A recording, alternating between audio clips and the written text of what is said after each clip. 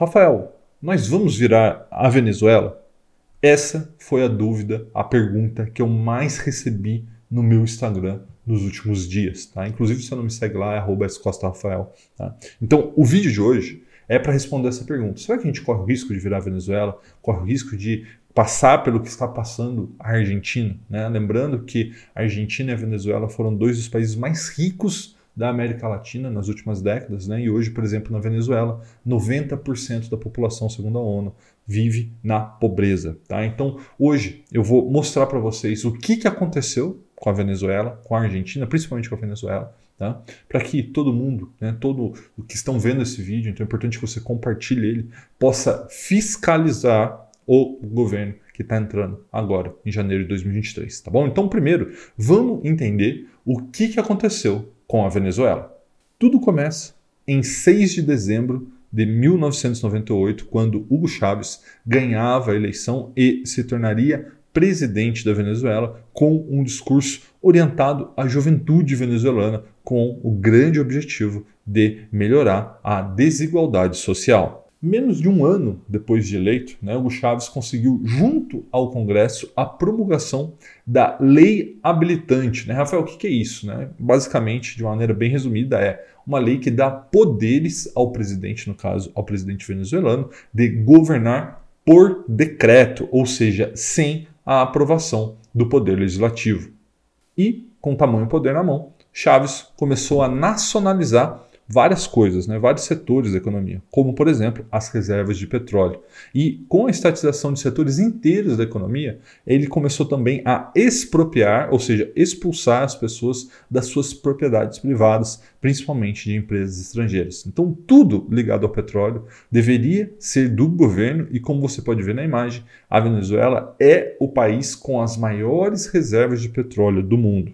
No entanto, ao longo do período que Chávez era o presidente venezuelano, o barril de petróleo ele vinha em uma grande alta. Ele sai ali do final dos anos 90 de $15 o barril e chega em junho de 2008, ali no ápice, a $130 por barril. E com essa enorme capacidade financeira, porque lembrando, nessa época 90% do PIB venezuelano era petróleo, Chávez conseguiu melhorar e muito a vida dos venezuelanos. Durante o governo Chávez, o PIB da Venezuela cresceu, a renda per capita cresceu e a pobreza caiu. E graças a isso, Chávez era aclamado pelo povo e também pelo Congresso Nacional. E nesse momento, o Congresso alterou a Constituição venezuelana para permitir a reeleição ilimitada no país, como uma forma de agradar Hugo Chávez. Só que havia um grande problema. 90% da economia venezuelana, como eu disse, dependia do petróleo e o petróleo começou a cair vertiginosamente. Com isso, a fonte de financiamento do governo venezuelano acabou secando. E aí o que ele fez? Começou a se endividar e imprimir dinheiro, causando uma grande inflação. Já com o cenário econômico começando a se deteriorar, Hugo Chávez acaba morrendo, vítima de um câncer, e quem assume é o seu vice-presidente, o atual presidente da Venezuela, Nicolás Maduro. E para tentar controlar essa inflação, Maduro começa a estatizar tudo, inclusive supermercados, e tabelar preços que todo mundo sabe que não funcionou em nenhum momento da história, em lugar nenhum, mas todo político tenta quando os preços começam a subir.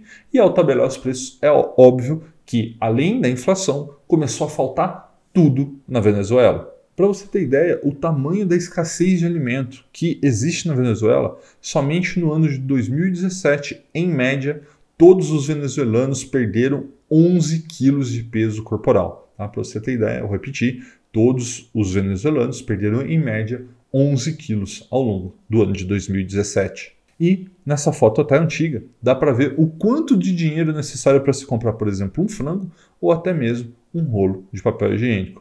Para você ter ideia o quanto a moeda da Venezuela está valendo pouco ou quase nada, o povo prefere usar o dinheiro para se limpar do que usá-lo para comprar papel higiênico. E com tamanha escassez de tudo, hoje a Venezuela é o segundo país mais violento do mundo, ele só perde para Honduras, tá? E para você ter ideia, segundo a ONU, gera mais refugiados do que até mesmo a guerra na Ucrânia. Tá? Então, o problema da Venezuela não é riqueza. Afinal de contas, eles são, novamente, a maior reserva de petróleo do mundo. Né? Então, o problema da Venezuela é uma péssima administração, uma péssima gestão dos recursos. E esse aqui é o resultado. Em 2020, o PIB venezuelano foi de 46,5 bilhões de dólares. Só para você ter ideia, entre 2014 e 2020, houve uma queda de 90% do PIB. A inflação no ano de 2021 foi de 686%.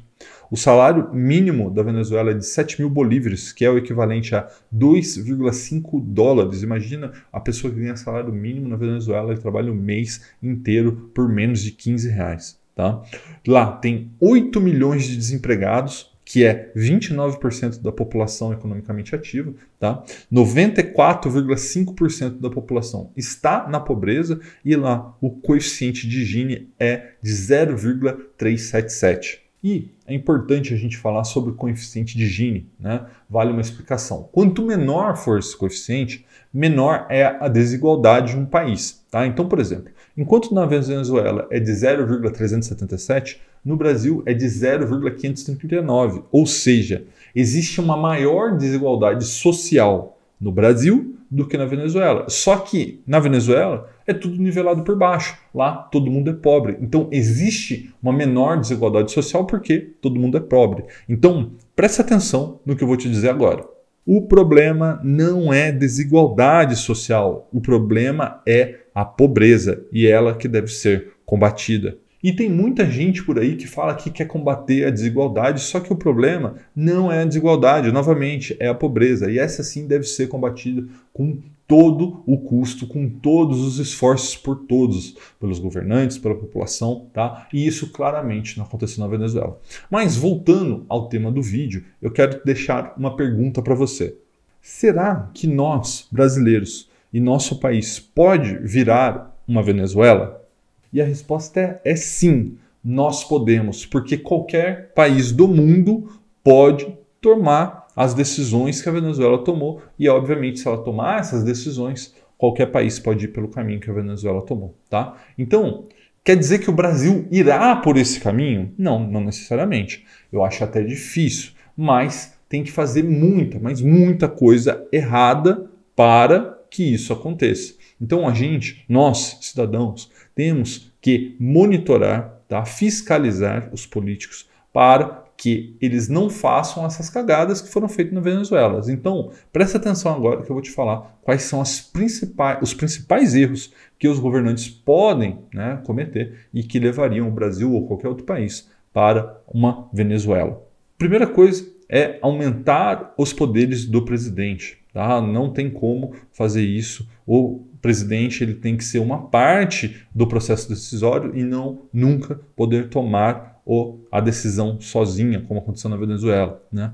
Outro erro que não pode ser cometido é alterar as reeleições para ilimitadas. Né? Na realidade, eu, Rafael, sou até contra a reeleição. Acho que deveria aumentar o mandato de 4 para 5 anos e não ter mais reeleição no Brasil. Tá? Mas, enfim, nesse momento, aqui no vídeo, eu acho que é importante lembrar que aumentar o número de reeleições é um grande erro. Né? Você começa a concentrar muito poder durante muito tempo na mão da mesma pessoa. Tá?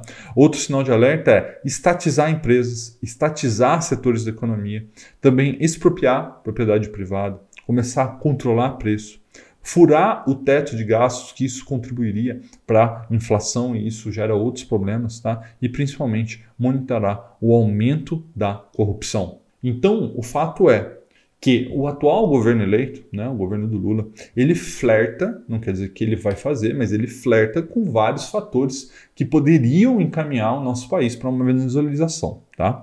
Mas quem tem poder mesmo hoje, pelo menos, é o Congresso. Então, nós temos que monitorar o que vai acontecer nos próximos anos, tá? E ficar atento a esses pontos que eu levantei no vídeo para que, se caso alguma coisa nesse sentido que foi colocado aqui, que levou a Venezuela a se tornar a atual Venezuela, para que o povo, de fato, cobre os seus representantes no Congresso para que isso não aconteça. tá bom?